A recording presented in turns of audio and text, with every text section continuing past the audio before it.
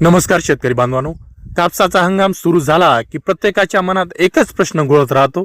आपण एवढ्या कष्टाने पिकवलेला कापसाला चांगला भाव नेमका कधी मिळणार? आता विक्री करावी की अजून थांबावं? हा प्रश्न जवळजवळ प्रत्येक शेतकऱ्याला सतावत असतो. हीच तर खरी द्विधा अवस्था आहे. आताच विकून टाकायचं की थोडा संयम ठेवायचा?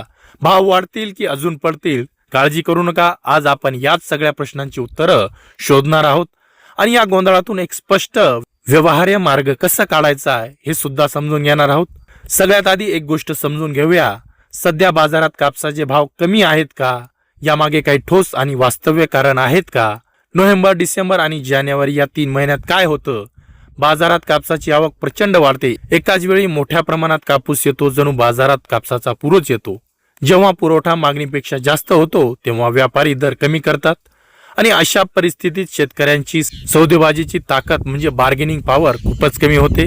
ठीक आहे, भाव कमी आहेत हे कळलं, पण मग ते वाढणार कधी आणि वाढणार असतील तर त्याची लक्षणं कोणती हे समजून घेण्यासाठी आपल्याला 3 महत्त्वाचे घटक लक्षात घ्यावे लागतात. भाववाढ ही एका दिवसात होत नाही, ती हळूहळू घडणारी प्रक्रिया असते.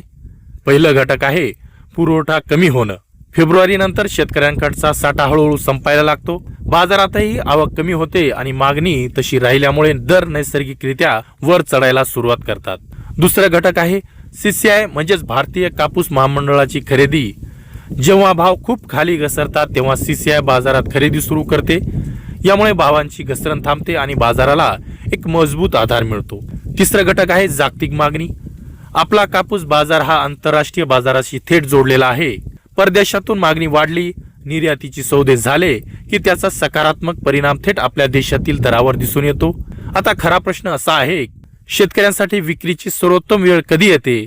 मागील काही वर्षाचा अनुभव पाहिला तर एक ट्रेंड स्पष्टपणे दिसतो.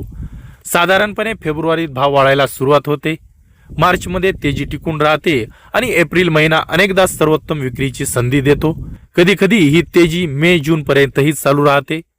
पण एक गोष्ट लक्षात ठेवा, हा फक्त अनुभवावर आधारित अंदाज आहे. कोणतीही 100% हमी नाही. सरकारी धोरण, आयात निर्यात निर्णय आणि जागतिक घडामोडीवर सगळं अवलंबून असतं.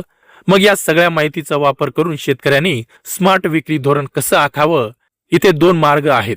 पहिला, बाजाराच्या दबावाखाली येऊन सगळा कापूस एकाच वेळी विकून टाकणं आणि दुसरा अधिक फायदेशीर मार्ग म्हणजे स्टॅगर्ड सेलिंग म्हणजेच टप्प्याटप्प्याने विचारपूर्वक विक्री. हे धोरण अगदी सोपं आहे. पहिलं, तात्काळ खर्चासाठी आवश्यक तेवढाच कापूस आता विका. दुसरं, उरलेला चांगल्या प्रतीचा कापूस योग्य पद्धतीने साठवून ठेवा. आणि तिसरं, फेब्रुवारी मार्चच्या आसपास भाव वाढण्याची शक्यता असताना तो कापूस बाजारात आणा. पण लक्षात ठेवा, साठवणूक तेव्हाच फायद्याची ठरते जेव्हा कापसाची क्वालिटी टिकून राहते, कारण बाजारात नेहमीच चांगल्या प्रतीच्या मालालाच चांगला भाव मिळतो.